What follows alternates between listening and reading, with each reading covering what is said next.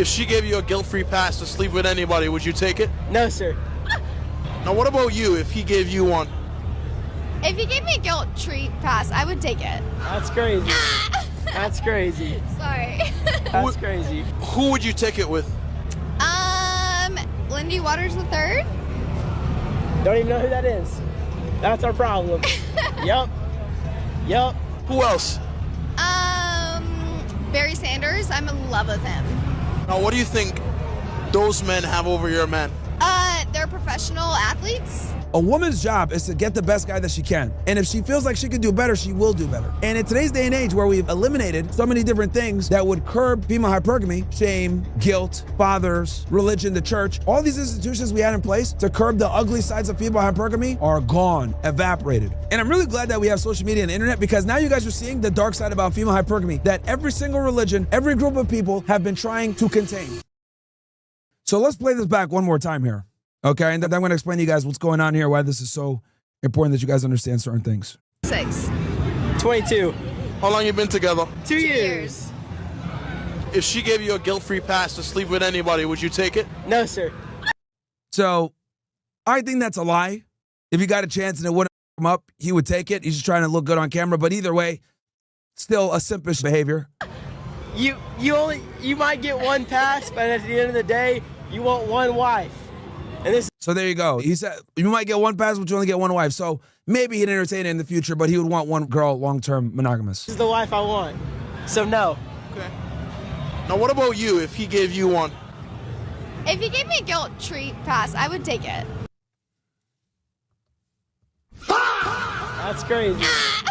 Now, what does it say? That's crazy. Translation, I am really disappointed. What the? That's crazy. Sorry. That's crazy. Says it 3 times. Yep.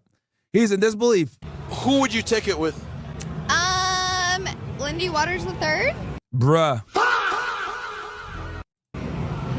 Don't even know who that is. This chick is a groupie. How does she even know these niggas? That's our problem. Yup. Yup. Who else? Barry Sanders. I'm Bruh. in love with him. Now, what do you think those men have over your men? They're professional athletes. That's crazy. And you could tell that he's under 6 foot himself. Regular guy. Right? Hey. Black or white? One is Native American and one's black. But do you think that any of those guys would go for you? Junior would. That's crazy. Hey, at the end of the day, it's whatever. Whatever. At the end of the day, I don't care.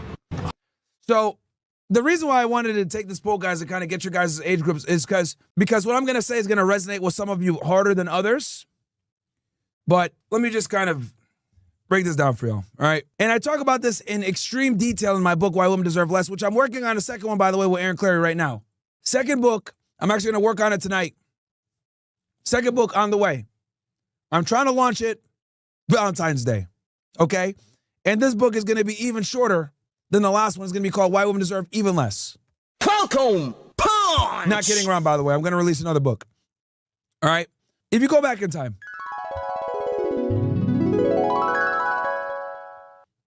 we used to live in a time where the women in your immediate geographic area were more than likely going to be the women that you would marry, court, and be with long term. Before the advent of the cell phone or social media or dating apps or Facebook or any of these platforms that allow you to connect with people interstate or even internationally, people met each other and forged relationships in person a majority of the time, okay? And not only was this the main way that people met each other, but meeting in other ways was condemned, taboo, strange, and awkward. The typical way that a couple would meet is, oh, we met in high school. We met through friends. We met at church. We met doing some type of activity. And social circle used to be the way, social circle game I'm referring to, used to be the way that men and women would meet each other and relationships formulate that way. This started to change into the 2000s. Welcome, punch!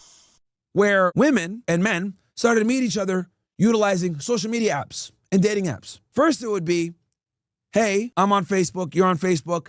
We went to high school together, 20 years ago, 10 years ago. Let's reconnect, right? You're able to reconnect with someone you otherwise might not have been able to reconnect with because of the internet, and they might have left that geographic area that you guys were in, right? So first it was geographic area. Now it's a combination of geographic area that used to be in, and on top of that, social media combination. So we went to the same high school, but you moved somewhere, but now I'm seeing your profile. Oh my God, I remember you. Let's reconnect. Boom, right? Then, because Facebook used to be really big in the 2000s, guys, like from 07, 06, Facebook was where it was at.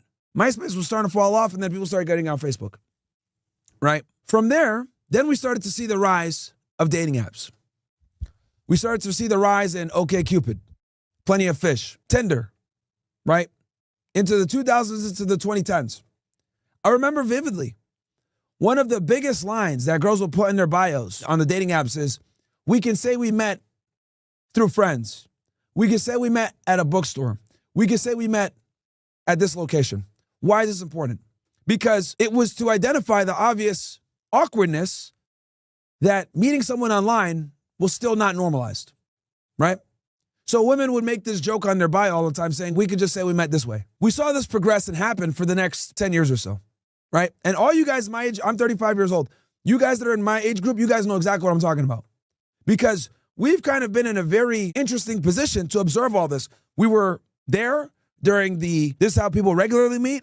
Then we were there when Facebook became a thing and MySpace. Then we were there with the rising dating apps. And now we're here now where we've transcended past Plenty of Fish and, POF, etc., into Instagram and sugar dating and the websites that women and men are meeting on now and social media in general. So if you guys go back, right, and you guys look at like men that were married or whatever, everybody knows that one uncle that always had a hot with him, right? Or everybody knows, how did this really average guy get this trophy wife? How did this happen? Nothing special about him, right? The reason why is because that woman was limited by her geographic location to find a mate. So she didn't have the plethora of options that she has now. So it wasn't out of the ordinary to see the prom queen who was super hot with an average looking guy or a guy that's past his prime, because she didn't have the ability to identify all these potential suitors hitting her up. But as we've seen more and more women get on the internet, utilize social media, utilize the global sexual marketplace, more and more men have become ostracized from the dating marketplace, right? And this has been slowly going on. For many years, it's been going on, right? And what the internet and what social media has proven is that hypergamy is absolutely real. And not only is hypergamy absolutely real, but women are going to utilize their hypergamy to the highest level. Now, for some of you guys that are new here, you guys probably wonder, what is hypergamy? Hypergamy, guys, simply put, is the practice of dating up and getting with men that are better than you, okay? Women have always been this way. It's just that now they have the ability to have hypergamy at the highest level with no checking, okay? Because what used to be a geographic mate selection process is now an international mate selecting process because of the internet. Now, a woman who was a 5 back in 1955 was limited to the men in her immediate geographic area for a partnership and relationships and eventually marriage. Now, in 2025, a woman that's a 5 has the ability to talk to 5,000 men all across the world that have higher status, higher income, a better lifestyle, that have more, resources than the men that are in her immediate geographic area. Now, the issue here also that you guys need to know is that women, they're what I call perpetual, the grass is greener on the other side skeptics, okay? Or you could also look at them as like scouts. What do I mean by this? What I mean by this is that a woman's job is to get the best guy that she can. And if she feels like she can do better, she will do better. And in today's day and age where we've eliminated so many different things that would curb female hypergamy, shame, guilt, fathers, right? All these institutions, religion, the church, all these institutions we had in place to curb the ugly sides of female hypergamy are gone, evaporated. Right? So what's left? If you remove the church, if you remove the father, if you remove the religious institutions, if you remove shame and you insert feminist ideology, hookup culture, open hypergamy, encourage women to be on the marketplace as long as they can and get the best guy that they can, pursue an education instead of a man, pursue income instead of a family, what do you think is going to happen? Well, you're going to end up with a woman that's perpetually unhappy, depressed, sad, they can't find a guy because they don't realize that as they increase their status and their ability to earn and all the other things about them, their taste goes alongside it. But simultaneously, as their taste and their value goes up, their personal value, their attractiveness and their sexual market value to a man goes down. And they don't know this until it's too late, of course. So the best way I could put it is a woman's mating strategy is based in doubt, right? Am I getting the best that I can get? If the answer is no, you have some problems. Welcome, punch. Okay? If a girl is with you, she's constantly asking herself, is this the best that I can do? Again, guys, your job is to make her always say yes. I'm going to say that again. Your job as the man, when a girl is sitting there at 3 o'clock in the morning, looking up in the sky and you're asleep next to her, right? Sitting there in the darkness thinking about her life. And she asks herself, is this the best that I can do? It better be a fucking yes. Okay? Because if it's a no, that's not good for you. Because if a woman thinks that she could do better, she will eventually try to do better. Because you don't understand, guys, that mating for a woman is about survival. Okay? It's not about having a boyfriend. It's not about being cool or taking pictures, getting married. It's actually about survival. Keep in mind, female programming, when it comes to mating, it goes deeper than just being with a guy. For thousands of years, women have not been able to survive or exist without a man being there. A woman would not be able to forage enough calories for herself and her offspring in a vulnerable state of her being pregnant for herself and her kids, and also fend off the elements. She needed a man to do that, right? So a woman's survival mechanism is through a male. Despite the fact that we live in 2025 going into 2026 and women have the ability to make their own money and everything else like that, that does not replace their natural proclivity to look for a man who has excess resources. And I'm telling you guys this so you guys understand that hypergamy is very real and it's what they're tied to. It's what they do. It's in their code. They have to ask themselves every night, am I with the best guy that I can get? Can I do better? Your job is to always ensure that she says, no, she can't do better and she does have the best that she can get.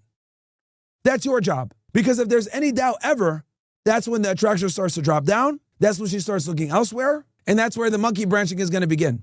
Now, with this woman here, you can see that she's in a relationship with this guy. But clearly, he's not feeling a couple of things that she wants.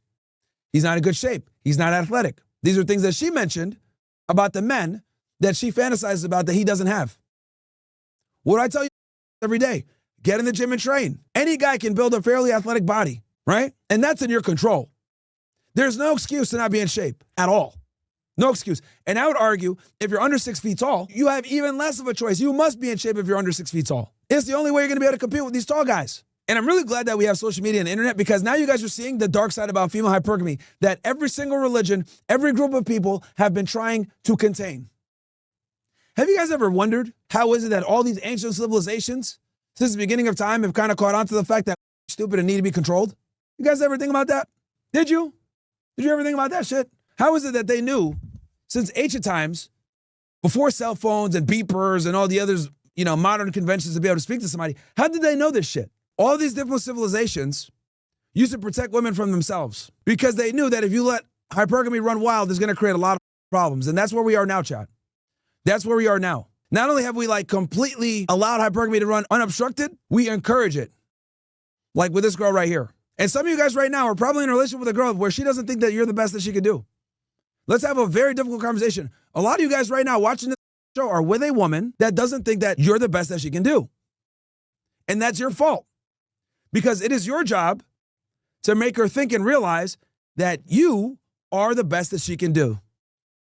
That's when they stay loyal and submissive to you. And a lot of the times, the only way that she's going to know that you are the best that she can do is when she sees other women want you. Because like I said before, women don't have the ability to fight for their own ideas.